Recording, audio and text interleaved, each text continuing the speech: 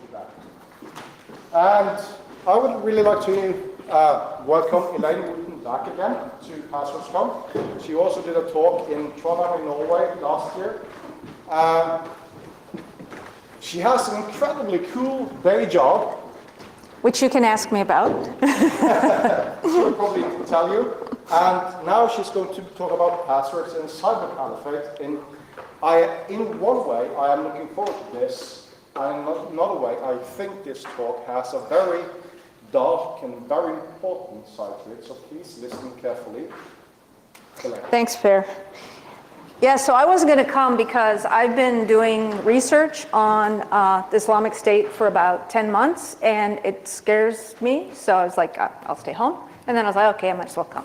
So this talk is put together in the 7 days since then, but with materials I've gathered for the last year. So who am I? So I do security research, not just security research, I do other kinds of research. I do projects that last 6 months or a year, and then I do something else. And so about 8 months ago, I started paying attention to the presence of the Daesh, Islamic State people on Twitter, and then it expanded out from there. So I do whatever security research I'm interested in. Last year's presentation was on behavioral biometrics as a way to extend the usefulness of passwords, right? Totally different than this, right? So I've gone to the next thing. I work for the US government part-time. I have a really cool job. You can ask me about it. But I do not represent them here. They have nothing to do with what I'm doing on the internet. My job has nothing to do with the internet, nothing to do with ISIS. They don't know I'm here. It's okay if they find out I'm here. They don't probably care if I'm here, but they don't know I'm here. They don't have anything to do with this. Okay. Oh, and the other thing I wanted to say is I sort of, a couple hours ago, had this vision of myself, and I thought, you know what I am? I'm an anti-ISIS cyber vigilante. That's what I am. I'm out there, I'm going after them. And then I was like, nah, it's kind of more like Neighborhood Watch. And then I realized it's more like the little old lady sitting in the house like throwing shit at people. So just full disclaimer, that's who I am. This is required, and I'm going to do a really bad thing. Per?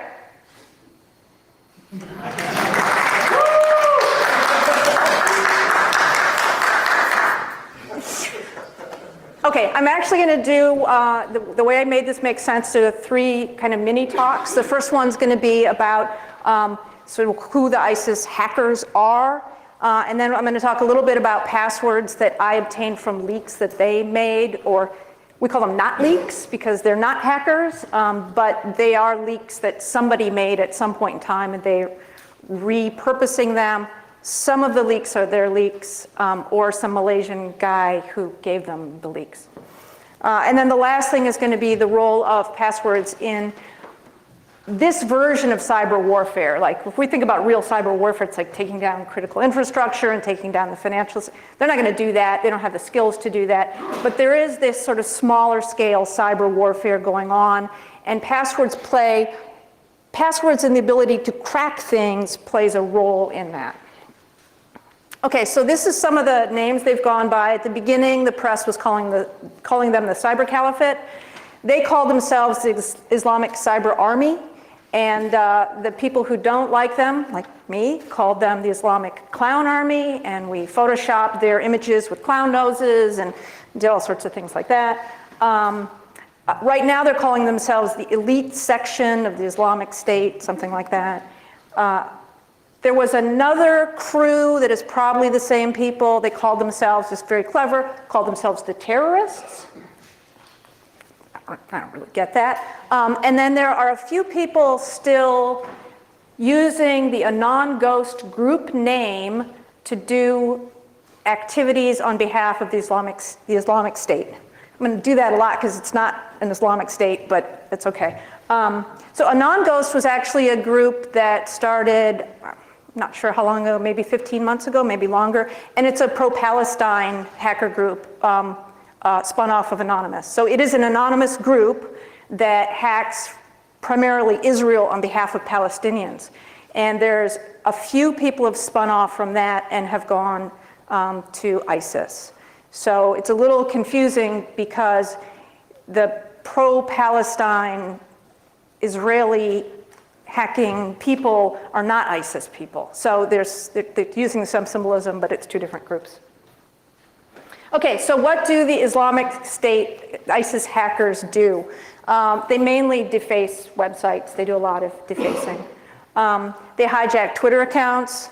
They hijack them primarily so that they have lots of extra accounts lying around, which I'll tell you about in a couple minutes. They also do release these data leaks. Most of them are not their leaks, but some of them are, and I'll show you some of those. Also, a lot of the things they declare are leaks are actually just things they Googled. So they'll go, here are the home addresses of the members of parliament.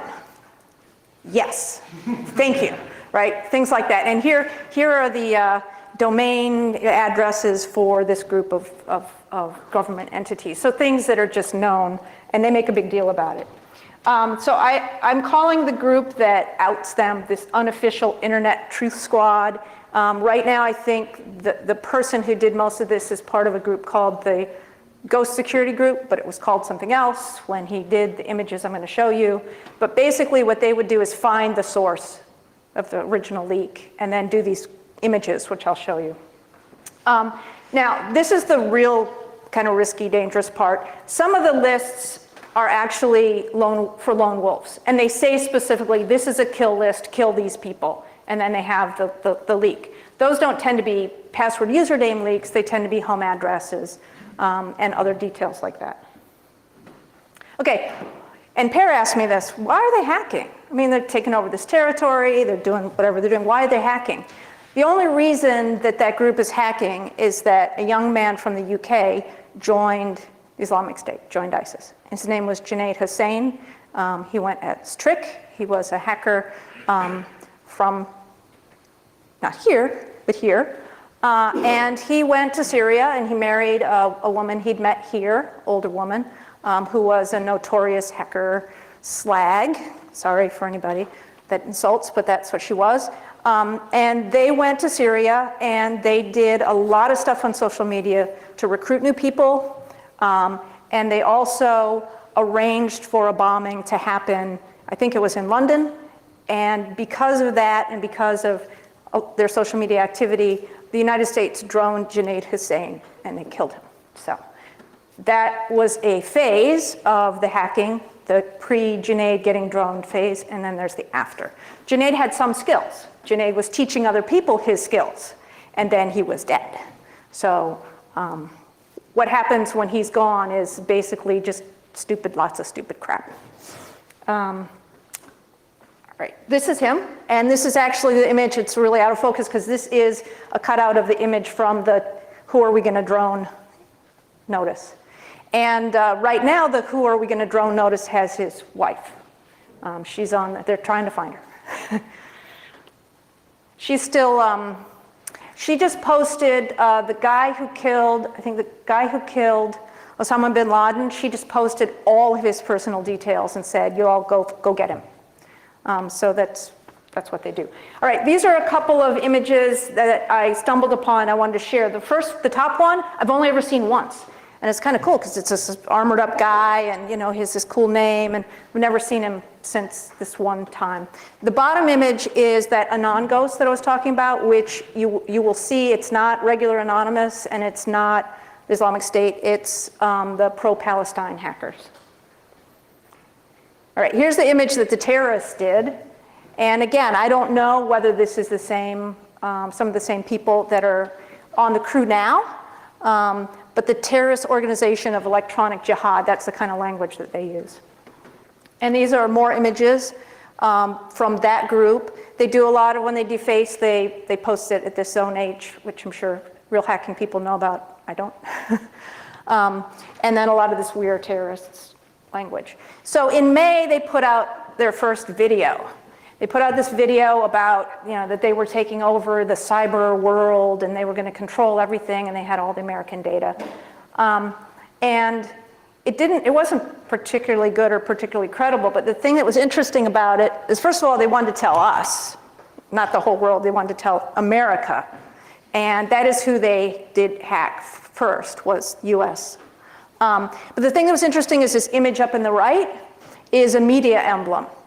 And for the most part, before that, the rest of ISIS didn't pay any attention to this hacking stuff. They pretty much just ignored them because they don't get it. It's a different world, right? This is the first sign that they're getting some recognition. In the bottom, we've got two of the media house logos. We've got the flag and then the guy with the computer screen. So this is a sort of official media house emblem for technology, warfare. And this line was just and soon you won't have any control over the internet. I'm not really too worried that they're going to take over control of the internet, but there's a lot of this kind of language, lots and lots of spelling errors that, they're kind of sloppy. Okay, this is the current crew. So after Junaid dies, is blown to bits. There's a lull, and then the crew starts to do things. The crew starts out, and it's the five. It's Lion, Cyber, Aldmar, Dr. ISIS, and Engineer ISIS. And it's that five. If you notice, we have Elite Sectione.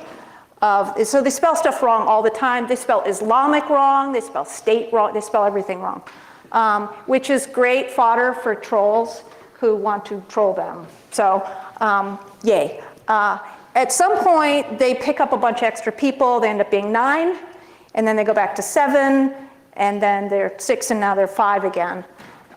These are 3 of their emblems. If you notice the one on the left, that's the Anon ghost face that we saw before. And that's ISIS uses that emblem. He's the one who is responsible for stealing all the Twitter accounts and then redistributing them. So the strategy that the good guys have is to get as many ISIS supporter accounts suspended as possible, and their goal is to put them back into action as quickly as possible. And so they create new accounts, and they steal accounts. They have, at the last I got a number, they had 55,000 accounts sort of waiting. They've probably given out 5,000, 6,000, so they have lots. We were afraid they were going to make a bot, but they don't seem to be able to make a bot, so that's good. Okay, so before the sort of systemized hacking starts, there's some other stuff that happens. And this is one of them. They put out this paste bin, and they've defaced all these sites. They take a quick read of the kinds of sites they're defacing. Basically, they're scanning out there for things. This is maybe, based on Junaid's teaching, they're learning. They're learning to scan and look for sites that have something that they can get into.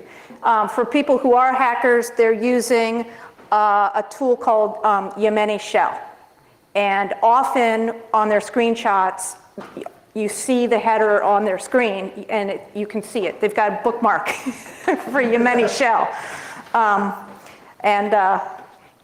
have it. I managed to get it, but I don't know what the hell to do with it. So, also, on this one, you see they have the media house emblems. Right. This is pretty much the last time we're going to see the media house emblems. As soon as Junaid is gone, they don't have any more credibility. They seem to be wanting to get the attention of the Islamic State, get some recognition, but they're not getting it. Until, of course, yesterday when they put a new video out. Just for me, they knew I was coming, so they put a new video out. But they pretty much lost it. This is one thing they did manage to do. They took over, they hijacked the Twitter account of the US Central Command. So that was, but it's Twitter, and it's not that hard to take over a Twitter account.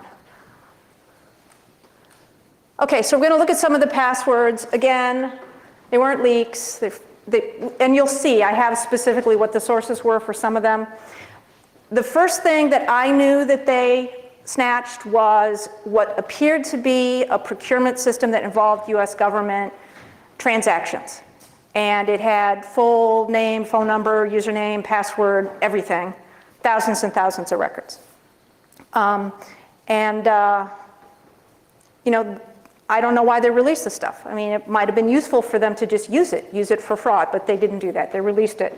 The next thing they released, they were going after I believe that was because they were trying to find US military. The next thing that they released was username, password, everything from a sign-up site for recreation programs for US military. So that's not good. And from that, and from that may be the hack from the Malaysian guy, I haven't put it together, they put together these wanted notices. And so if you ever see them, it's a green or purple image. It's got a picture of a US military person, their home address, their name, all their contact information, and they tweet those out with wanted to kill. Not a good thing. So they made use of this that was a real hack. And they made use of it, and they continue to make use of it, right? There doesn't seem to be a system in place by Twitter to identify those images when they pop up again and automatically take them down. So every time they pop up, every time I see green or purple on my screen, I have to look and see if it's that. And then Twitter doesn't listen to anybody, so you basically have to rally, 500 people to report it, to hit the algorithm to take it down automatically. That's how you get crap off of Twitter.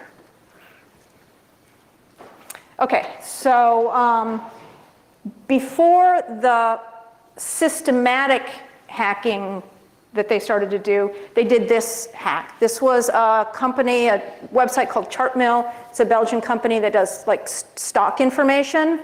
And this one, what I wanted to tell you guys is when you're a cyber vigilante, but you're not a cyber person and you don't know anybody and you don't want to call anybody because of your work, you have to figure out what to do. So what am I going to do? I find this, usernames, passwords, all sorts of contact stuff. It's my first run-in with what I thought was new. And I'm like, Troy Hunt, have I been pawned? I'll send it to Troy. Troy can add them to have I been pawned.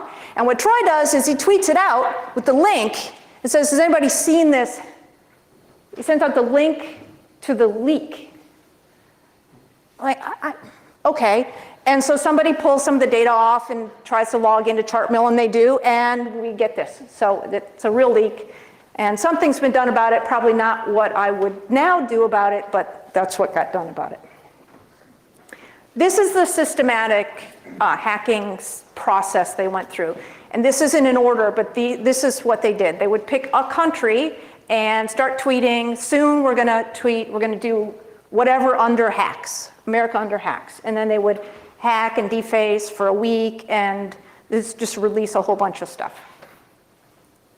Right now, or last week was World Under Hacks. I think it's still World Under Hacks, but as of right now, they're releasing UK data.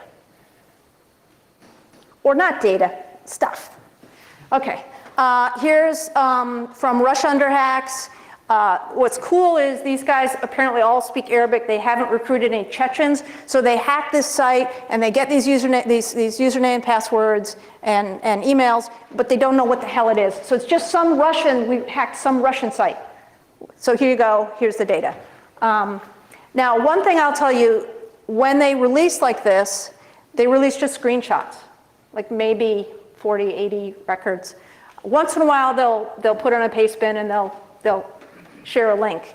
And what I thought was really interesting to do was to taunt them until they would give me the link to the actual leak, which is why I have some of the actual leaks that I have, because I would just relentlessly tell them they weren't hackers and tell them they were idiots, and you haven't proved it until you give us the whole thing, and then they hand over the whole thing. So I have a couple like that where it actually worked, because they do understand some English, but they don't understand Russian, which is cool.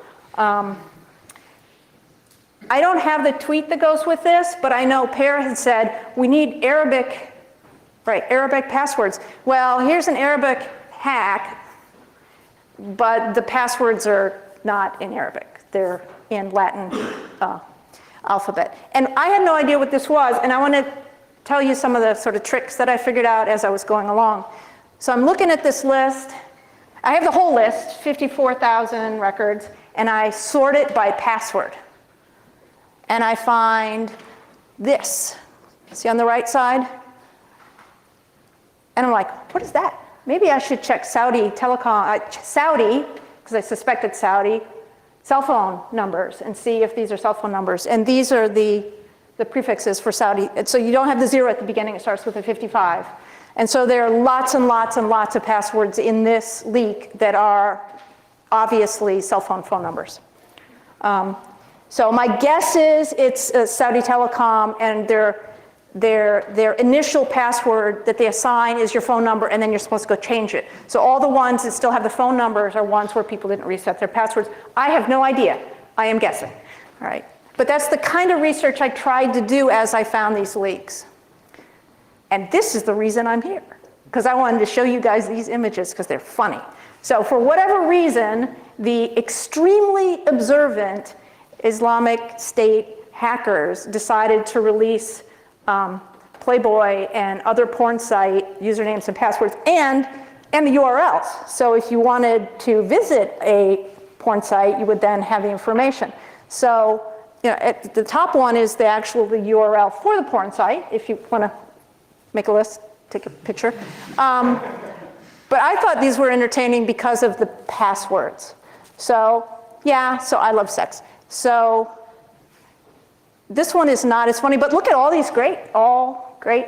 So they're distributing this to all their very observant Islamic friends, this list of porn sites they can go to.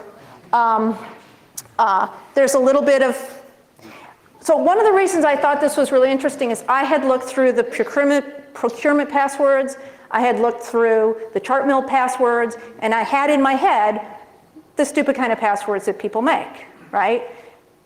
The porn site passwords are different than the other passwords. People insert personal information into their passwords that they probably wouldn't on their employer's website.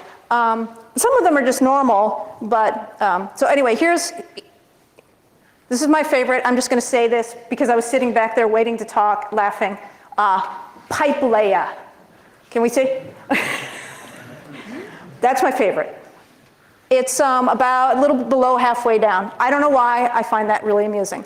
I pulled from the 54, this is also 55,000. Here's a small part of the list, right? So I think there are 11 or 12 Minecraft. Yeah, and there's some others. Building the Caliphate block by block. The other one I liked in here was Mathematic Man. I want to know the guy who goes to the porn site and picks the password mathematic. Maybe I don't want to know. No. This to me was just very entertaining. I really wanted to share it, which is why I initially thought I'd come and talk, but it's actually gotten more serious. So other areas they hacked. All right, they've got the addresses for employees of whatever the national communications office is for France, and then they have a claimed list of Mossad agents. It's been debunked, but they're still putting it out there. And then also one of my favorites, they defaced these sites up here in Iran, up on the top. And my favorite is Turan J Pizza. So periodically, when these sites are defaced, I go back and check and see if they're still defaced, right? So after about 16 hours, I click Turan J and I see pizza, and then I have to buy pizza. The other thing that I found, and I don't think I have the link to it. No, is Iran Comics. So there's a really awesome comic shop in Iran called Iran Comics, and they have a Telegram channel, and you should get on and join their channel because they're great, and they have great new Batman images and stuff. So you take the good with the bad. Here are a couple others. You can see their imagery. These are their tweets, so they're including these images, and these are the places they usually spell things wrong. Oh, and just, if you could see the list of sites, they're just crap. I mean, they have no idea, they don't understand what they're hacking. So they just hack stuff and say, these are soldiers, and they're not. And the problem is they're putting their names and home addresses and informing the people who read their stuff that they're soldiers. So they may be creating some big risks. This is one of those lists, and I've blocked out pretty much the whole list.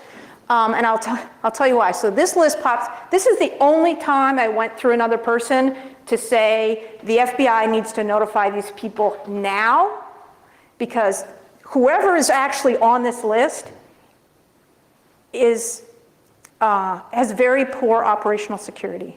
So one of the guys on the list, you can see his first name is Crispin. Crispin, his whole name is there. Crispin has a Facebook account. Crispin uses the feature where you can update where you are as you go to new places, which would be really convenient if a lone wolf lone wolf ISIS guy was looking for you. He's just updating every time he gets to a new place. I'm at the health club, so I suggested that somebody tell him to stop doing that while this was out there. This is an article that I inspired to have written. So this was about France under hacks. After days of promising that they would release the results of their efforts to hack the French, the self-named Islamic State hackers spent 2 days sharing the results of Googling French government websites. So, yeah, all right. So these are the debunking images. So these actually went out on Twitter as things were happening. So they say they claim they hacked these, and they have the list. You know, they put the paste bin out of the Facebook accounts, and then somebody checks, and it's an old hack. And they claim they hacked NASA, publicly available. They claim they hacked locations of the FBI agents' names and homes, and that was somebody else's hack from 2012. This is a big one to me. They claim they hacked a bank. They did hack that bank, but they claimed it was in the US. The name of it confused them. But the other problem is that that day they also hacked another bank. And I'm going to talk about it, but I have no images on purpose because I'm not going to tell you which bank it is.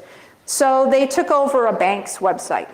And what they did is they disabled all of the links on the home page, on all the pages, but on the home page they disabled all the links. The only thing that still worked were the blanks to put in your username and your password, which they would then intercept when people tried to log on. And I pinged against that bank for hours and hours and hours, and finally, despite the fact that I try not to do this, I'm a witness, I'm an observer, I called the bank. You know, that was a real hack. They really took control of that bank's website, and they could have gotten the information, you know, before it got in and got hashed, or got, you know, they're getting it in plain text. Okay, so here's another one. They released credit card data, and it was actually from months before. The other thing is they'll release like 100 credit card, little screenshots of people's credit card information, and then I would troll them. You know, you can buy this on the dark web for like 25 cents each, and you know, things like that. But they would release those things, and they probably did actually obtain them through hacking, but the whole idea was just to continually suggest that they were idiots and incompetent and just reinforce that. Okay, this is what the internet did about the good guy internet people did about the porn leak. And this is kind of interesting. So these are all the images for the porn leak. And all this is I believe it's the quote from the Quran that basically says you shouldn't have done that. And that's it. And tweeted that out, mentioning each of their names and just, you know, with their hashtags and stuff. Okay, so the role of passwords in cyber warfare. Okay, so they use passwords to hijack other people's accounts. Now, it's not totally true. I don't think they actually need the passwords. They're using another method for hijacking accounts. They don't need to crack the passwords. They need to crack the emails. So when you reset your Twitter account, it shows you the first 2 characters of your email, the number of characters, little stars, and then the domain. They're guessing that. And then they've got a way of taking over that email account and resetting your password and taking the account. Not sure how it works. I'm not a hacker. But they don't seem to need the passwords. But I do know for sure that one of their hacker accounts was stolen because, for whatever reason, for that day, they'd used Allah Akbar as a password, and somebody guessed it and took their account. So there are password situations. So the reason you take over the accounts is to change the narrative, to accuse them of being spies, to whatever you're going to do with it. The big thing that's happened with hijacking accounts is and not just hijacking them, but it is really with hijacking them, is to lure them to click on links that will give up their location and then tell them that you have their location. And what that then did is created the environment where nobody affiliated with them will click on any links. I want you to think about going to Twitter and never clicking a link.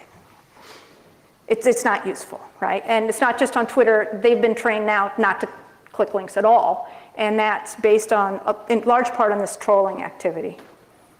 So what the good guys are doing is also taking over accounts. They take over the ISIS accounts and change the narrative. Part of the goal of the trolling is to distract them from what they're doing. So if the hackers are in the middle of releasing a bunch of data, if you can take away a minute of their time or 30 seconds of their time repeatedly and delay it, be annoying, that's trolling, right? But maybe push them off of Twitter because at some point it becomes too annoying, which is what happened, right? So they end up going to Telegram, which they occupied for about 8 weeks until Pavel Durov got fed up and kicked them out. All right. So this is an example of an account that, and this is the bad part, right? So they steal people's accounts to use, and then they say so. This account get hacked by the hackers of the Caliphate. This is a hijacked account. This is somebody else's Twitter account. You can identify it pretty easily. If you go back in the history, you can see it was created 3 years ago, and it's got 3 tweets about soccer, and then nothing for 2 years, and then this crap. You'd think Twitter could pick it out, but they don't want to. Out of time. Okay, so I won't show you this. Well, I will show you this because this is awesome, cool. Ask me about this if you want to. All right, so the role of passwords in 2 slides. Two slides. So the role of passwords in cyber warfare. I believe that these guys are going to learn. They're going to get technical help.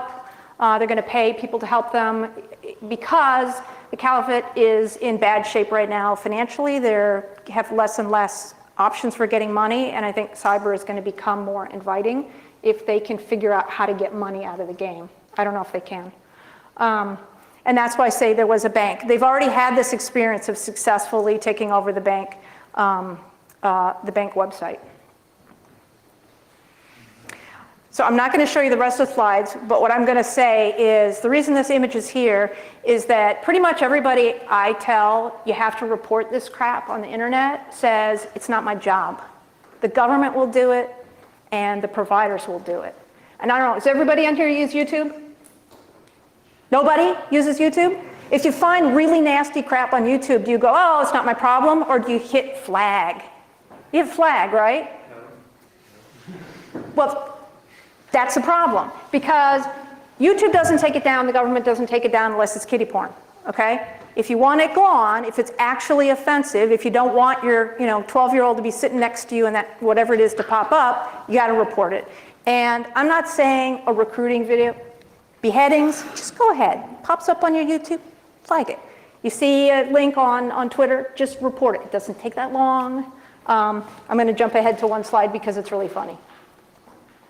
Okay, so Obama can't stop us now that we have all 7 Dragon Balls, right? We need to take back the Dragon Balls, right? We can't let them have the Dragon Balls. Thank you. Any questions?